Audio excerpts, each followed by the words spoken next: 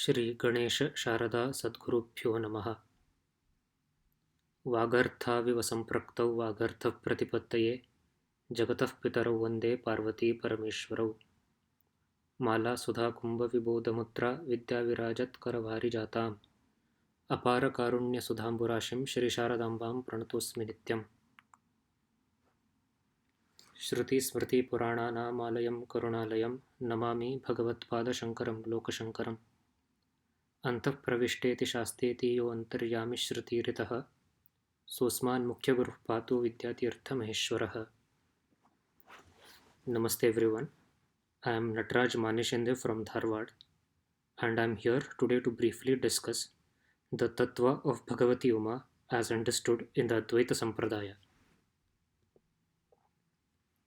In Advaita Siddhanta, the one Nirvishesha Brahman assumes various forms out of its own Maya Shakti to bless the sincere aspirants. Says Acharya Pada Shankara, Syat Parameshwarasyapi Ichchavashat Mayamayam Rupam Sadhakanugrahartham. It is the same Parabrahman which is worshipped in various forms as possessed of various gunas. Acharya says, Eka evatu paramatmaishwarastair gunavisheshair vishishta upasyo yadyapi bhavati tathapi yatha gunopasanameva falani bhidyante. Accordingly, we have the tradition of worshipping Ishvara in various forms as Shiva, Vishnu, Brahma, Surya, Devi, Ganapati, etc. Though the means of upasana are varied, our acharyas have always reminded us that the Chaitanya behind all these forms is one and only one. This has been beautifully stated by Vartikakara Bhagavan Sureshwaracharya. Acharya says, Yah prithivyamiteesho savantaryami jagatguruhu harirbrahma pinakiti bahudaikopi giyate. Though the antaryami, the Paramatman, is one and only one, he is variously spoken of as Hari, Brahma and Shiva. Among these varied forms of Ishvara, the form of Bhagavati, the Divine Mother, has always been dear to the Advaitians. This is evidenced by the diligent worship of Sri Chakra in the Shankara Mathas and in the Orthodox Marth households as well. Bhagavatpada Sri Shankara himself was a devout Devi Upasaka and has authored sublime works on Devi like Saundarya Lahari and Prapanchasara Tantra. Unfortunately, there are a few people who try to segregate Bhagavatpada from Devi Upasana. Their claim is that the Acharya hasn't spoken in favor of Devi in his Prasthanatraya bhashyas, which, per them, are the only authentic works of the Acharya. It is not my intent to convince them otherwise. However, it is important to convey the futility of such objections to the sincere Advaitian aspirants. To that effect, the best and the only instance which we need from Acharya's bhashya is the Akhyayika of Uma Haimavati occurring in Kenopanishad. Based on the Acharya's Kenopanishad bhashya, a humble attempt will be made here to discuss the Tattva of Bhagavati Uma in the light of Advaita Vedanta and thereby demonstrate that the inclination for Devi worship among the Advaitians is deeply rooted in the tradition's commentatorial literature.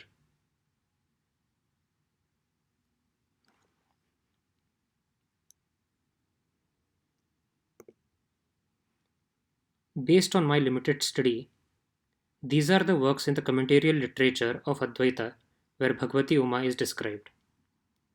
Kenopanishad Pada and Vakyabhashya of Bhagavatpada, Tika of Anandagiri Acharya on Kena Vakyabhashya, Kenopanishad Bhashya Deepika of Shri Shankaranada Saraswati Swamiji, the Guru of Shri Vidyaranya Mahaswamiji, Atma Purana of the same Acharya, that is Shri Shankaranada Saraswati Swamiji, which brings out the essence of various Upanishads in a Puranic style. Anubhuti Prakasha of Vidyaranya Mahaswamiji, which, like the Atma Purana, is again a Shlokabadha commentary on the Upanishads. Finally, Shri Sayanacharya's Bhashya on Taittiriya Aranyaka. To keep things brief in this talk, I'll mainly focus on the Kena, Pada and Vakya Bhashya of Bhagavatpada and Anandagiri Acharya's Tika on the same.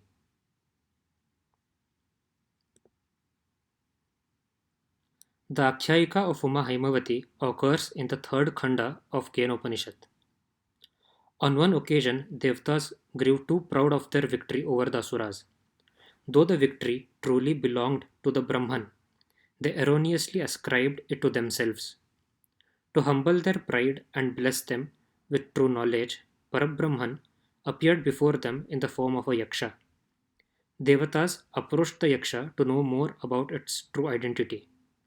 The yaksha, so approached, asked the devas to move a blade of grass kept before them. Agni, Vayu, and other devatas failed to accomplish this and returned. Finally, Indra himself went to the place where the yaksha had manifested. As Indra approached the yaksha, the latter vanished away. Indra was determined to know who the yaksha was, and hence he didn't return from there unlike the other devatas. Then Bhagavati Uma Haimavati appeared at that very spot, revealed to Indra that the yaksha was indeed the Brahman, and blessed him with Brahma Vidya. Bhagavatpada has commented on this Akhyayika in his Kenopanishad Pada bhashya and Vakya bhashya as well.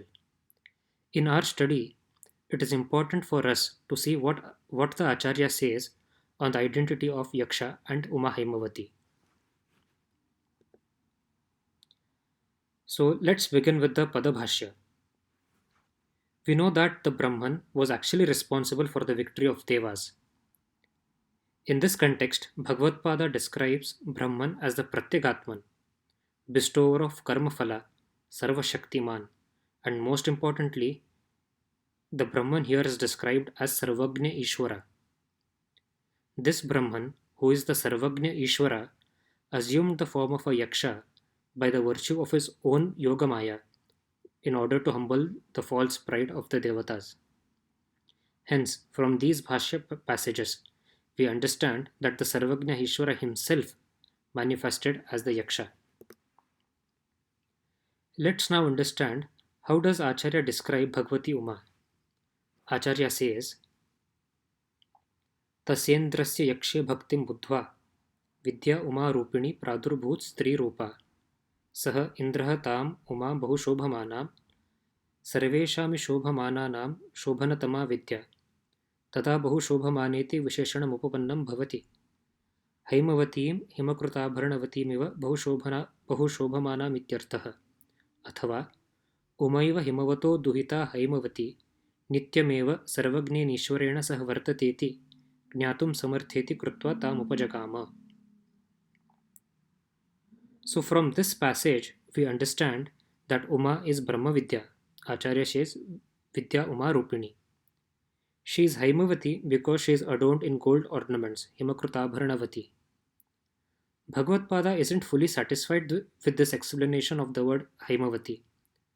So going further, he says, Umaiva Himavato Duhita Haimavati Nityameva Sarvagne Nishwarena Sah Vartateti. So this Uma Haimavati is indeed the daughter of Himavan, who eternally resides with her Lord Sarvagnya Ishvara, who is none other than Bhagavan Shiva himself. Hence, the Sarvagnya Ishvara who had manifested as the Yaksha is Bhagavan Shiva. So from these words of Bhagavatpada, we understand that Uma Haimavati, the daughter of Parvataraja, is Brahma Vidya, and her Lord, Bhagavan Shiva, the Sarvagnya Ishvara, with whom she resides eternally and who also manifested as the Yaksha, is the Brahman. We can see the same things being conveyed in the Vakya bhashya as well. So let us take a look into the Vakya bhashya of Bhagavatpada. So the Brahman who was responsible for the victory of Devatas is again described here as Nitya Sarvagnya Ishvara. This Brahman, whom Bhagavatpada also describes as Maheshwara, assumes the form of a Yaksha by the virtue of his own Maya Shakti. From the usage of the word Maheshwara, it is yet again clear that Bhagavan Shiva himself manifested as the Yaksha.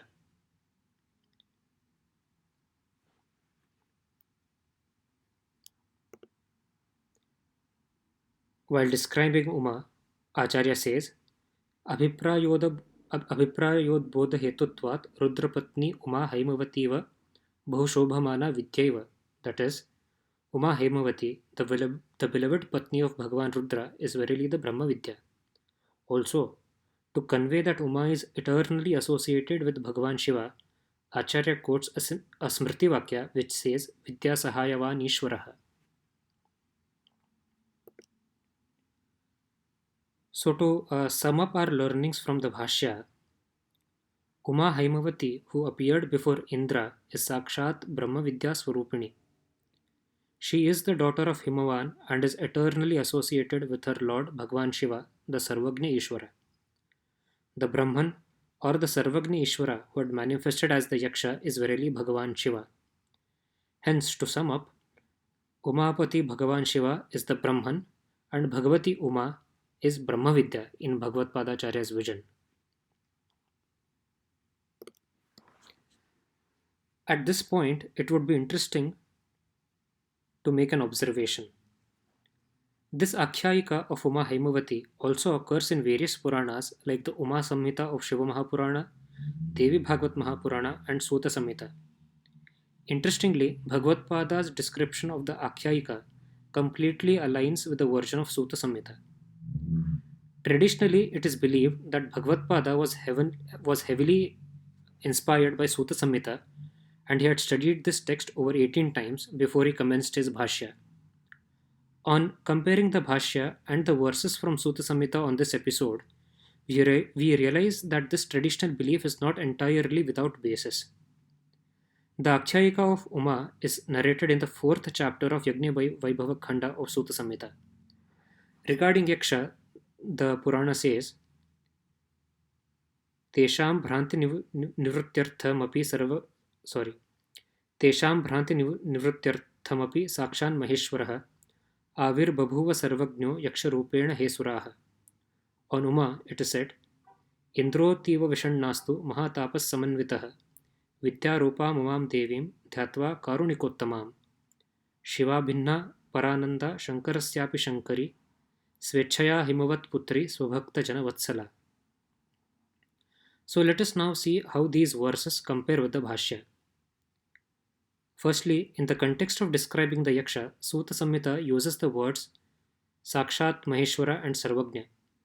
From the bhashya portions perused in the previous slides, we know that Bhagavatpada has also used those same very words like Sarvagnya, Ishwara, Maheshwara to describe the Yaksha. Both the Suta Samhita and the bhashya unequivocally declare Uma to be the Brahma Vidya.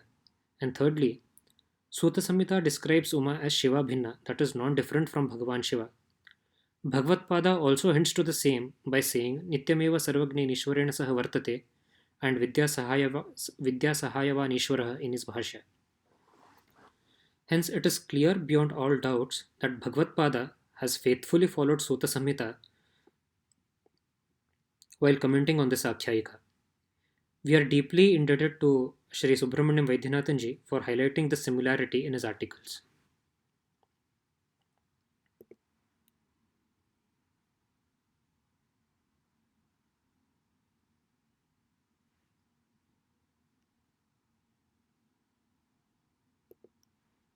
So now that we have discussed the bhashya of Bhagavatpada, let's look into the tika of Shri Anandagiri Acharya. Anandagiri Acharya is the tikakara of Advaita Sampradaya. He has authored tikas on the Prasthanatraya bhashya of Bhagavatpada, bhashya vartikas of Shri Sureshwaracharya, and also on a few prakarana granthas of Bhagavatpada like Upadesha Sahasri, Shatashloki, Vakyavritti, and Swarupa Nirupanam. He has authored tikas on both the Kena Pada bhashya and Kena Vakya bhashya of Bhagavatpada. Though Anandagiri Acharya doesn't write much on the Akhyayika of Uma, there is one brief sentence in his tika on Kena Vakya bhashya which is extremely crucial for our study.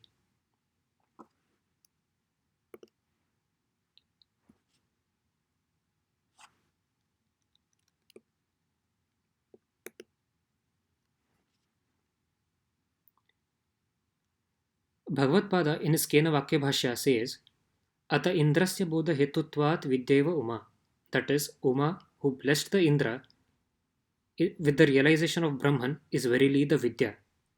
So, what does exactly Vidya mean in this context? Explaining this, Anandagiri Acharya says, विद्येति सत्वप्रधाना शक्तिः चित्तादात्म्यापत्या बोधहेतुः. Vidya is the sattva pradhana shakti, which is chittadatmya, that is identical with the chit, the pure consciousness, and becomes the cause of bodha, which is the realization of Brahman. So, in the vision of Anandagiri Acharya, Uma is the sattva pradhana shakti identical with the chit. Actually, in Advaita Siddhanta, Brahma Vidya is the Akhandakara Vritti or the Brahmakara Vritti, which blesses the aspirant with Brahma Sakshatkara. Since this vritti has Brahman for its content, it would be apt to describe a Brahma Vidya as the Brahman itself, which is reflected on the Akhandakara vritti.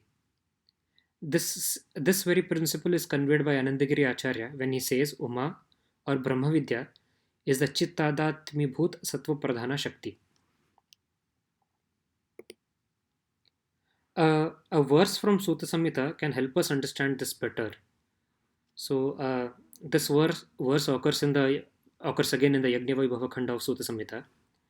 It reads, Chinmatrashraya mayayaha shaktyakaro dvijottamaha anupravishta yasa vin nirvikalpa swayam prabha sadakara sadananda sansarochedakarini sa shiva parama devi shiva bhinna shivankari. Here, Devi is described as Shiva Bhinna, that is, non-different from Shiva, who enters, that is to say, the word used in the shloka is Anupravishta, which would imply Shiva Bhinna Devi reflects on or gets conditioned by the Shaktyakara form of Maya, which is stationed in the pure Chit. And this is the Samvit, which eradicates the Samsara. Thus, from Anandagiri Acharya's tika, we can conclude that Uma is the Sattva Pradhana Shakti with Chit as its Adhisthana. Or, as clarified in this verse of Sutta Samhita, she is the Chit or Shiva conditioned by Shakti or Maya.